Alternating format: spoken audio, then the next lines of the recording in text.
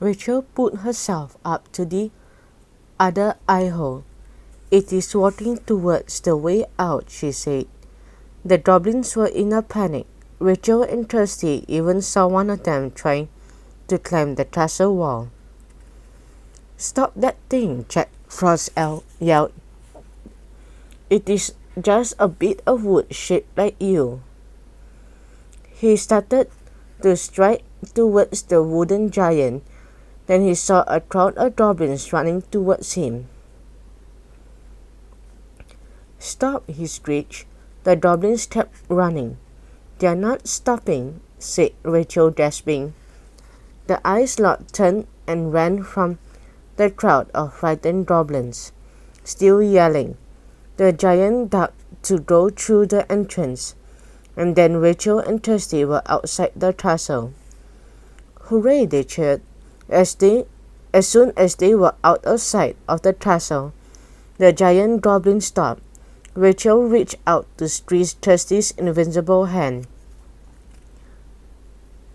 "What do we do now?" she asked. At that moment the trapdoor opened. Rachel and Thirsty looked up and saw a wand floating in the air. It swished and there was a puff of fairy dust. Then Orla appeared holding the wand. "I can see you," said Thirsty in relief. "Oh, and I can see myself again too, thank goodness. It was so strange to look down and not see my own legs," said Rachel with a laugh. "How did you know where we were?" asked Thirsty. "I saw the book float into the wooden goblin," said Orla. "I just had to think of a way to get us all out safely." Smiling, Thirsty flew up through the trapdoor and gave Orla the notebook. "Thank you," said Orla. "We made a great team today. We actually invented a way to defeat Jack Frost." "That really is a wonderful invention," said Rachel, laughing. "Will you come to mission control with me?" Orla asked. "I cannot wait to return my notebook to the Discovery Library." "We'd love to," said Thirsty. "Let's go. I do not want to be here when Jack Frost finds the wooden goblin." Orla led them away from Jack Frost's icy corner of fairyland. Soon they saw the glass dome of Mission Control. It was glittering in the sunshine. The entrance panel slid open and the fairies flew inside. "Welcome back," called the three happy voices. Aisha, Elsie, and Annie darted towards them, smiling to see the orange notebook. "Another of our magical objects is back where it belongs," said Aisha. "All thanks to Rachel and Thirsty," said Orla. "I could not have done it without them. Mission Control is busier than the last time we were here," said Thirsty, looking around. When Jack Frost had taken the 4 notebooks, the computers and control panels had shut down. Nothing had worked. Now some of the buttons and screens were glowing, and there was a faint crackle from the live link to the International Space Station. Orla fluttered into the Discovery Library and replaced her notebook on the shelf. There was a distant tinkling sound, and an orange glow filled the library.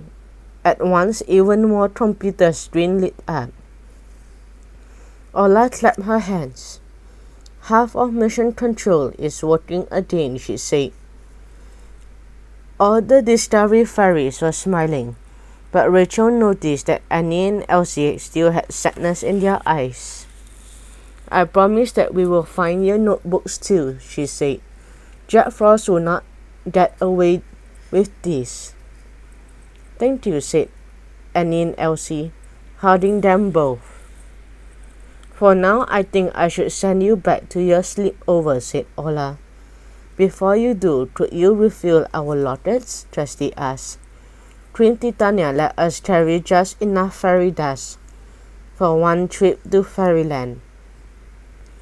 "Of course," said Orla. She tapped the lockets with her wand, and silvery fairy dust streamed into the lockets. They shut with a click. Thank you, said Rachel. Orla waved her wand and mission control disappeared with a pop.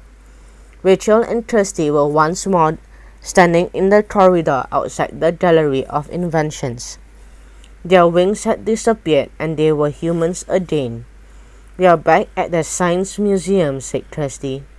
But this time Jack Frost is not here. As usual, time had stood still in the human world, while the dolls had been in fairyland. They peeped into the gallery and smiled. Things looked very different now. Everyone was smiling and talking. Professor Fidget was hurrying from table to table, commenting on their different inventions. Every single one was working perfectly. May I have your attention, please, said the professor. The dolls slipped back into the gallery as people stopped to listen. Every invention I have seen here today is absolutely splendid, the professor said. I am pleased that this is not a competition, because I would not want to have to choose between all these wonderful ideas. However, I would like to mention one name. Daphne is the youngest inventor here, and she has done an excellent job creating her purple rabbit animation. It just goes to show that you are never too young to make discoveries and dream up inventions. Please give yourself a huge round of applause.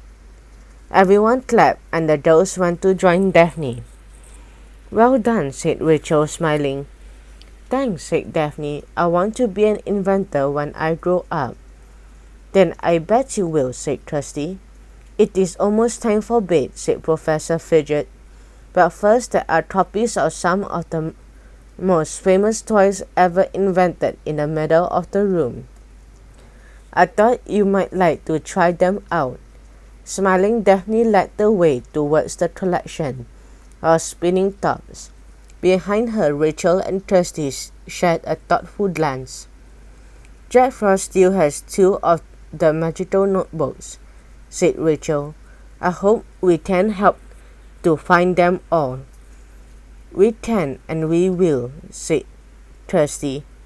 Oh, I have just realized that we never finished our friendship quiz.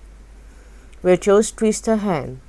We do not need a friendship quiz, she said. We already know that we are the best friends ever.